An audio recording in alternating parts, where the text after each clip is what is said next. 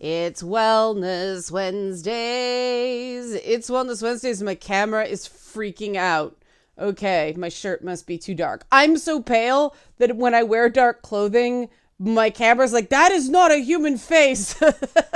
Daywalker. Yeah. Ginger problems. So, we're talking about a central tenet of what I'm doing with It's Not Therapy and Leanna Karis, and Leanna Karis will eventually be bundled into the It's Not Therapy brand eventually.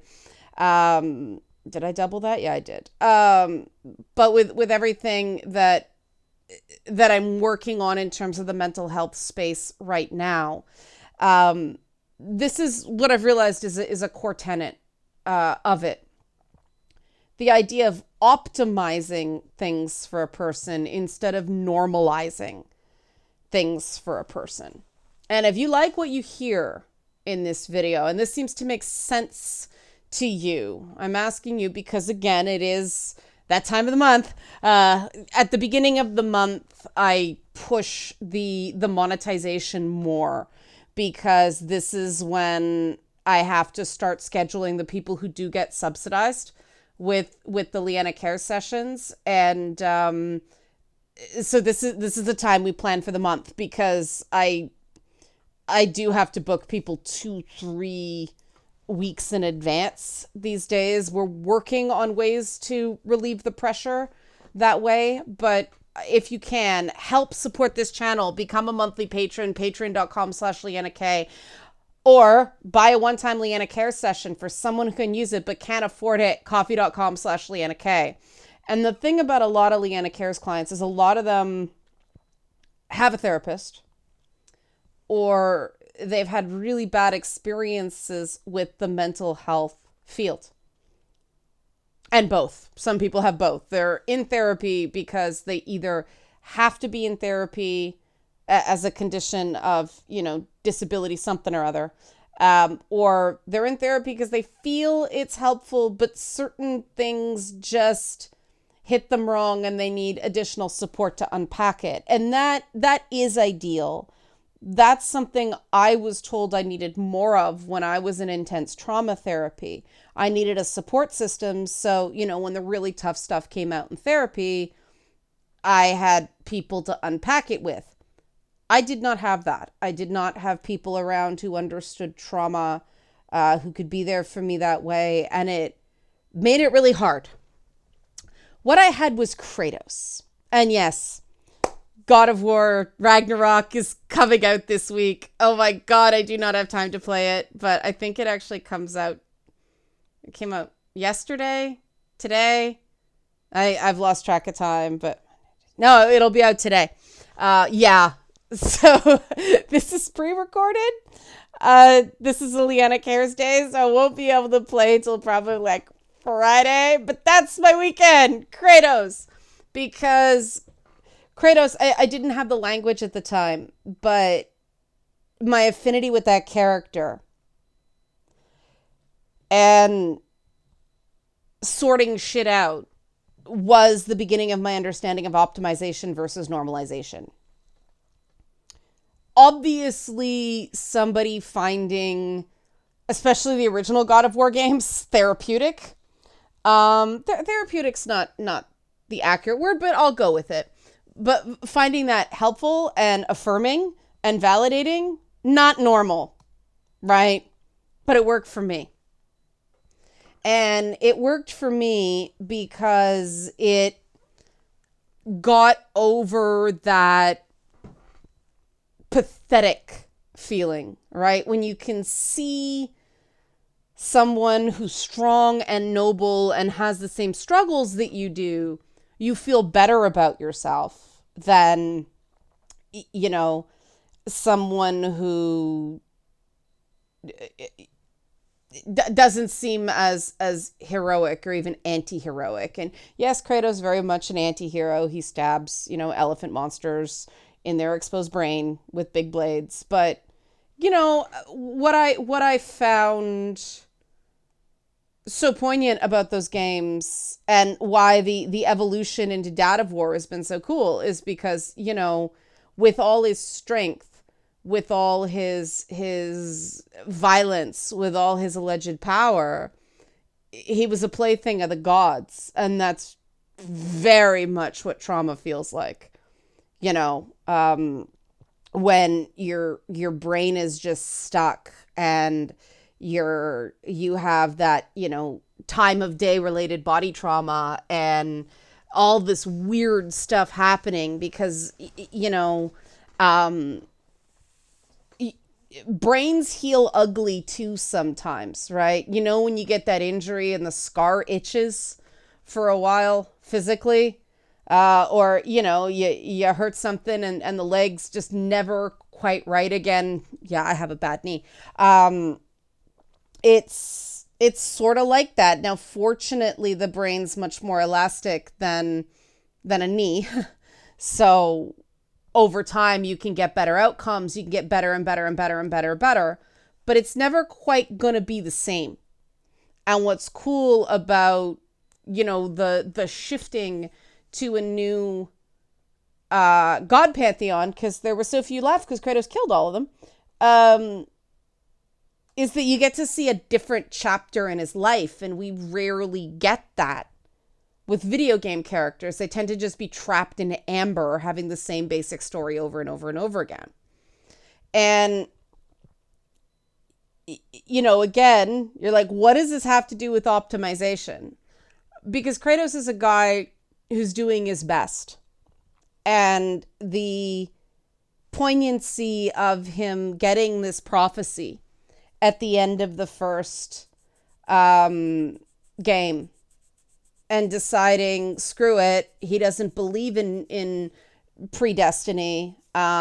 He's gonna love his damn kid. He worked hard enough to get here. I thought that was great.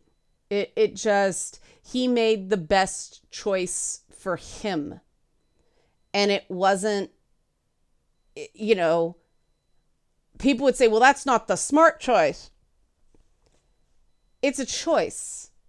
And it's much better to make a conscious choice and live things your way than to make the smart choice or the right choice or the safe choice. And so much of conventional therapy, and I am not shitting on conventional therapy. It works for a lot of people. I learned a lot from it. I just want to optimize the system. I want to make it even better, right? But the thing about it is that it cannot make the choices for you. And the detachment that a therapist requires, because they have certain, you know, professional ethics and responsibilities that they, you know, they have to adhere to. They can't help you optimize that way. It's interesting because independent living specialists for people with disabilities are taught this idea of dignity of risk, of, you know, okay, here are your options. Because people with disabilities tend to get bubble wrapped by the people around them, and it has a really negative impact on their sense of self. Like, stay here where it's safe and you do absolutely nothing so we don't have to worry about you, right? Instead of go ahead and strive and make some mistakes. And as a friend of mine says, fall down, go boom, a few times. You'll get back up. But going in, here's the pros and cons of each choice you have here, right? Because then you're treating an adult like an adult. You're not treating an adult like a child. You're not trying to protect this person from their choices. You're making sure a person understands their choices and the likely consequences of their choices.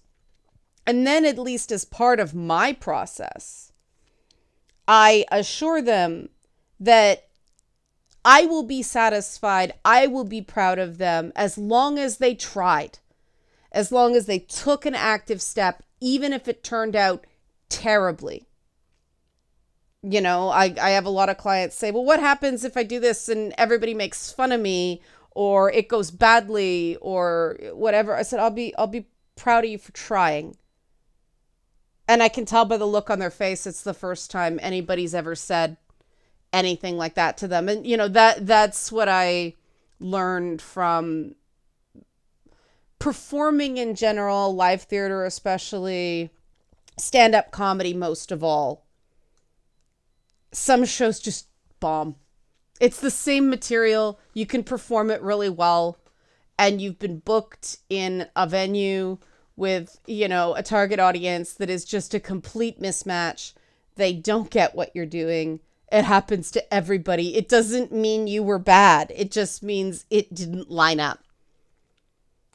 And I mean, to me, that's Eternal Darkness, Sanity's Requiem on the GameCube. Really good game on the GameCube. Was it the GameCube? Yeah. It was like adult games on a Nintendo system at the time. I mean, now there's tons of them, right? I can play Dark Souls on my Switch. But at the time, no, that wasn't the player base. So it was a great game and it's a cult classic, but, Ilias Chaturga, all this stuff. There's very few people who know what the hell I'm talking about when I invoke the gods, Mantrak and all that stuff. Great game. Wrong system. It happens. Heavenly Sword got robbed on the PS3. Folklore got freaking robbed on the PS3. If either of those games had come out just a few years later, I think there would have been sequels. But the install base was just not there. Critics loved to crap on PS3 games at the time because it was cool to be an ex-bro. Even if you weren't. I hated that era. I hated working in games in that era because it was not fair.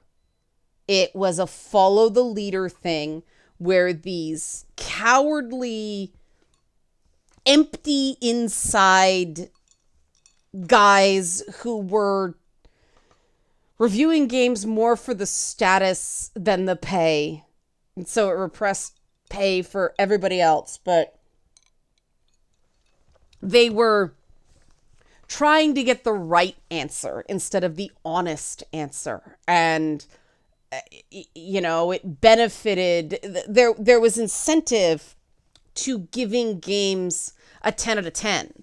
Because then your outlet would end up on the, the 10 out of 10, 10 out of 10. And these are games with major marketing behind them. It does more for your service to be seen there than the review does for the game. Or, you're just one face in the crowd. Oh, look at all these 10s. I never gave a game a 10. Am I opposed to it?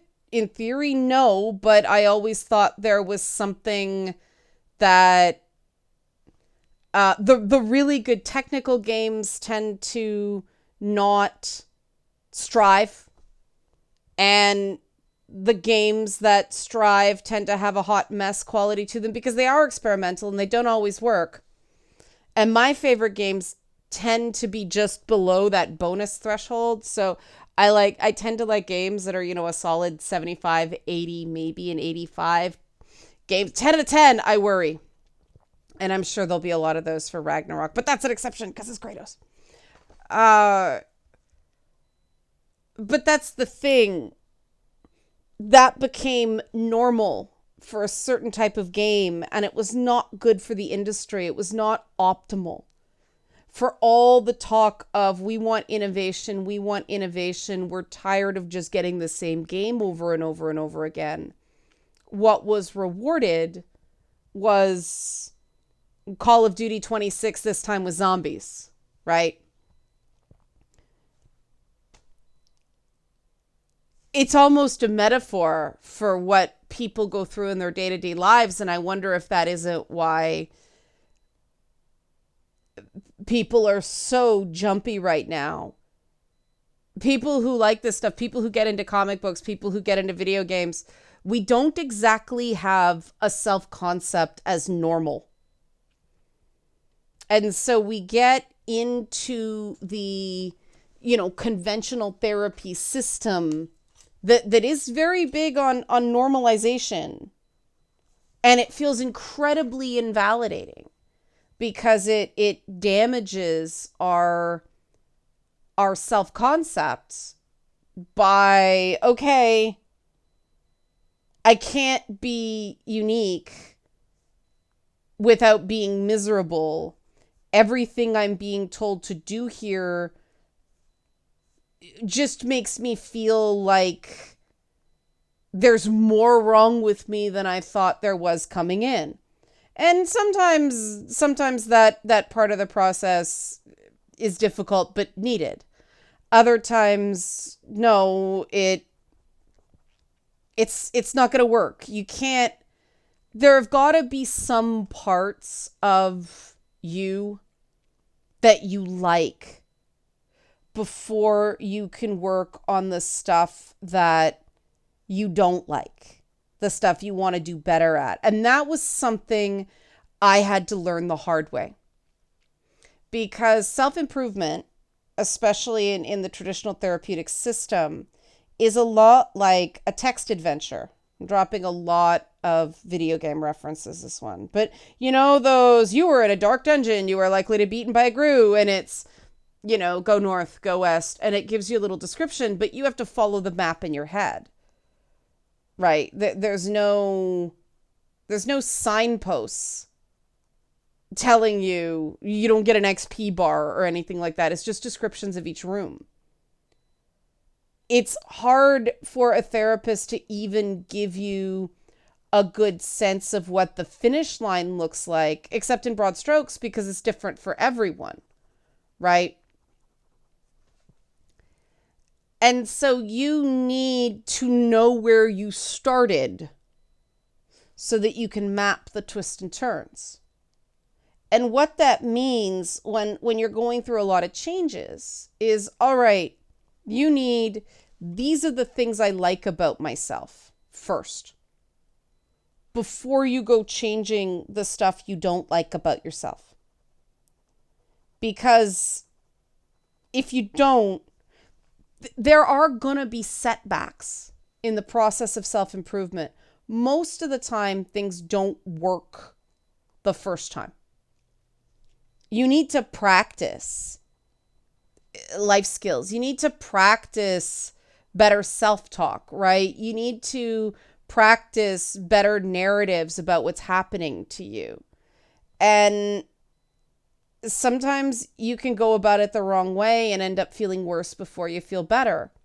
If you don't have that lit room, that safety room to go back to,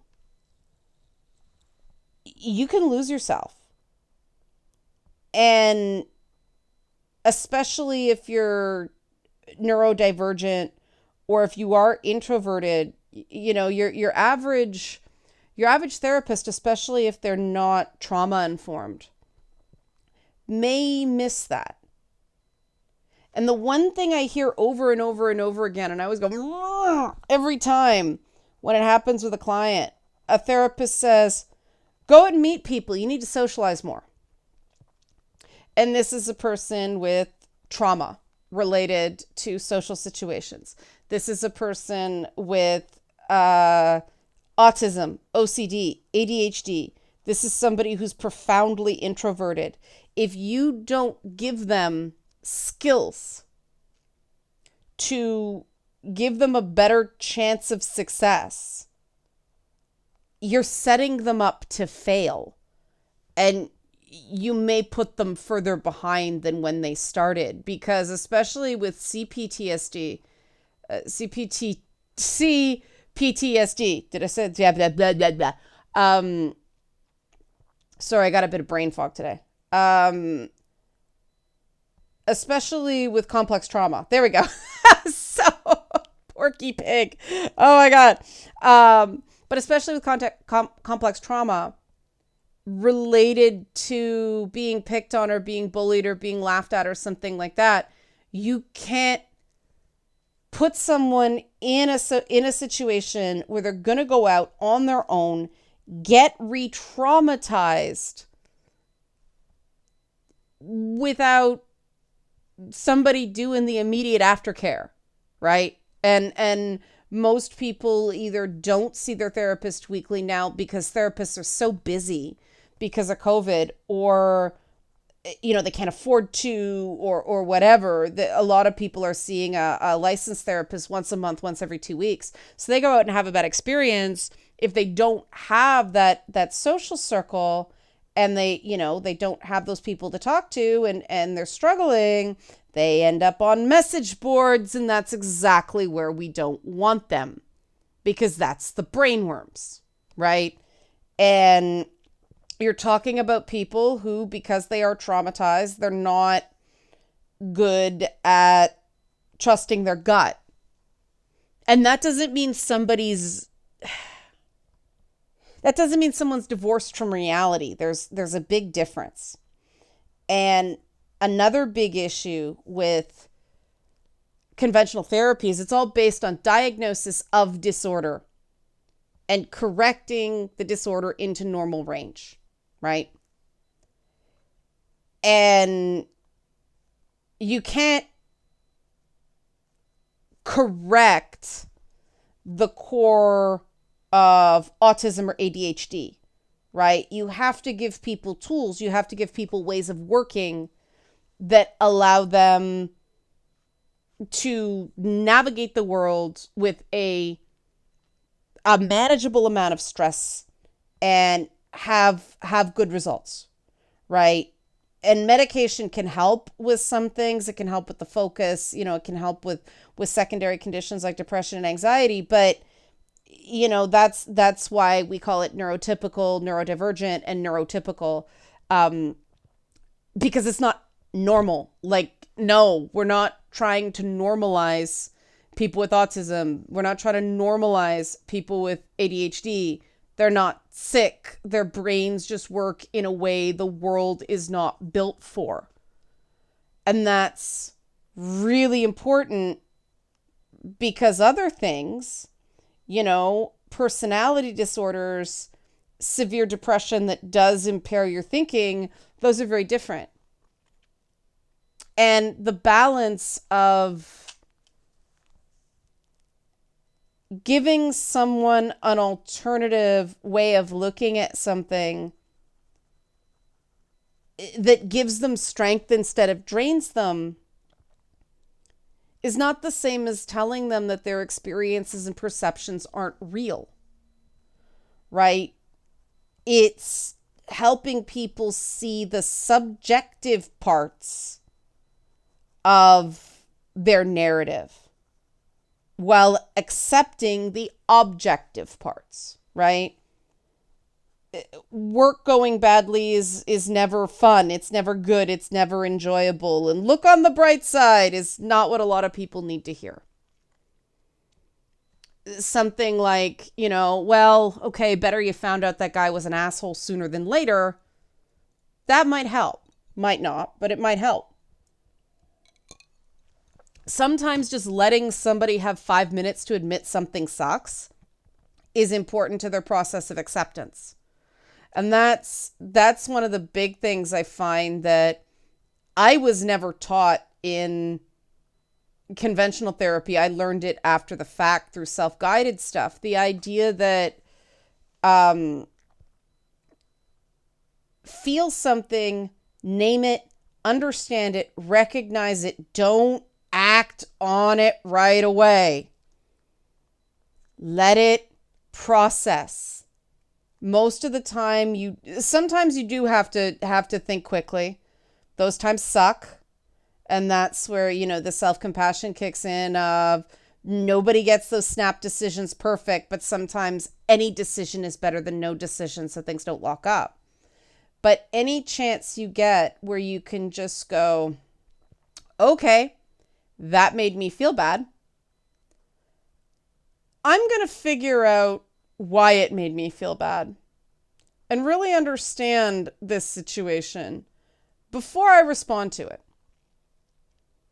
That is very, very helpful for optimizing your life. Now, what does normalization look like as a counterexample to that? Well, normalization, that's where you get into shoulda, woulda, coulda, right? What should I do? What's the right thing to do here? What's the wrong thing to do here? What would a normal person do? What would most people do? Then you start asking for advice from other people and you get the Jen Walters She-Hulk shitty friend dating profile thing, right? It's got to be you, right? It doesn't matter what everybody else thinks if it's not right for you. Maybe if if everybody around you is saying you should zig, but zagging feels right for you, maybe those people around you aren't your people. I've had that realization. I've had to do that 3, 4, 5 times in my life, and it's never easy, but what happens every time you go, these people aren't my people, these people have to go so that I can optimize. You lose most of the people, but you keep a few, and they come with you when you meet better people. And then one day, and it's only been in the last couple years where I've honestly been able to say, a lot of them aren't local. A lot of them are people I've met, remotely, but they still have my back and I can still talk to them and they'll still listen and not, judge me positively. And I can be honest with them when I'm not doing well. But it's only been in the last few years that I've honestly, been able to say there's a handful of people in my life that I trust, with my eyes closed and my back turned. But that took work. That didn't just happen. And I think it's really important as well to recognize that social groups like that are a series of choices, hard choices. It doesn't just happen. Some people are very fortunate to know someone since childhood who happens to be a really good person. Most of us don't have that, especially when you were bullied as a kid and therefore isolated. And the problem with a lot of therapy that focuses on that normalization socialization, it's not optimal. Certainly not for introverts. Certainly not for people who are, quite frankly, exceptional or very intelligent and therefore aren't understood by the average person. I have some colleagues that they do, much more expensive personal coaching. And, they say that they have clients who are really, really financially successful. And they say, I'm in a room full of people and I feel completely alone. Because, yeah, they might be in a room full of people, but those people don't understand them. And sometimes that's all a person needs. I've found, this sounds completely counterintuitive, but I've had really good results with people. They tell me this stuff they're kind of embarrassed to talk about. And I just go, wow, man, you've been through some shit. And it's validating because there's all this little tiny part of them that feels like they're overreacting or making it up because they have been treated as disordered by the system, because the system has to decide what's wrong with you so it can be treated, because it's all through American style healthcare systems. And what is the diagnosis so that we can fix this poor broken person, when most of the time there's nothing wrong with the core of how your brain functions. It's environmental. In about 10% of cases, it is biological, truly biological. Now, that does not mean medication won't help you in the short term, even if it is psychosocial. But for most of the people, it's our thought processes. It's how we've been trained to look at the challenges we face. And it's environmental, it's social, it's our peer groups, it's our families, it's people around us who aren't helping us optimize. They're trying to normalize us instead of accepting us for the unique, wonderful, and yes, weird person that we are. And you're never going to live your best life unless you've got people who accept you for you.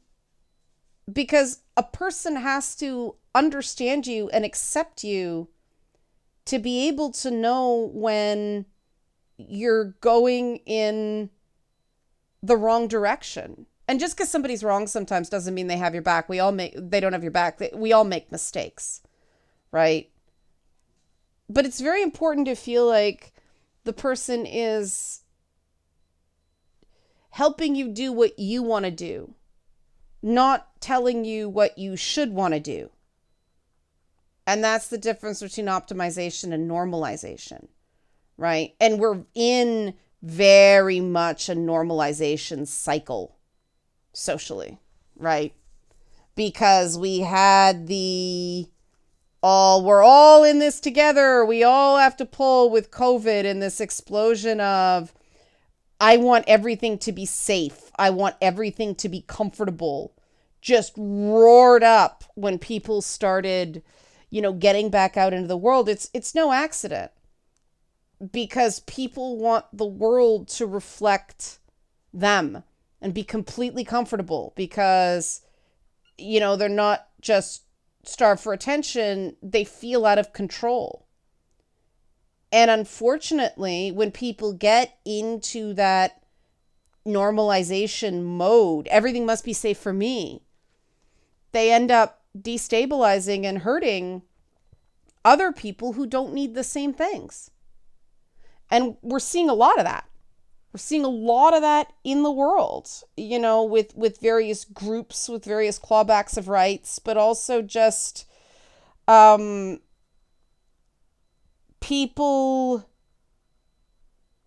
being cruel, people lashing out, people copying what they've seen other people get attention for, instead of being true to themselves and being who they are.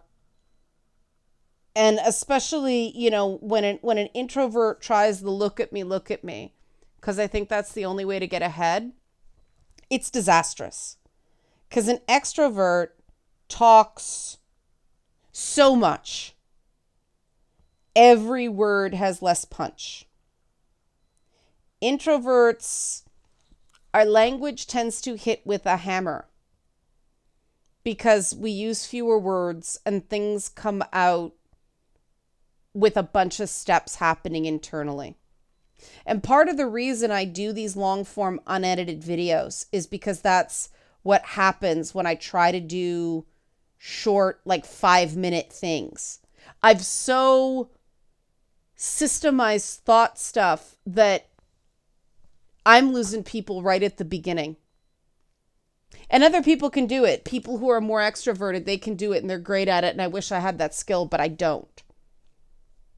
So I optimized for me, and I do these little, half-hour-ish things, because that's what works for me. I can set it up. I can show my process and take you on a bit of a story, right? And today we started with Kratos, because that's the first step to optimization. Find a character who resonates with you, because that makes it easier to see. Even if it's a villain, most villains are not just horrible. That's why I don't like the Joss Whedon Avengers films. Because, Loki's just, what bad does he have to be with this scene so somebody can make a fucking speech about Nazis or horrible men or something like that? No. Give me a defined character. I have high hopes for Kang that way. Because even, the bad guy, I find myself rooting for Daemon Targaryen. Why? And that's the moment, right? Why on that whole show? Do I not like Viserys, who's, House of the Dragon, who's nice. Well, because he's not nice.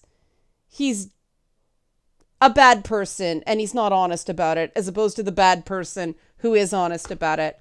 And at least I can say the dude's honest about being terrible instead of lying to himself about it. Because when you're honest about the things about you that are terrible, there's a chance to change if you want to. He doesn't. But somebody who's in complete denial about the bad things they do, they're never going to change. It's little things like that, right? And if there's a character you can't stand, find out why as well. I'll have to talk about that more later, but I'm out of time. So help support this channel. Become a monthly patron, patreon.com/LeannaK. Or time of the month, one-time Leanna Care session for somebody who can use it but can't afford it. Coffee.com/LeannaK. Thanks for watching and be well.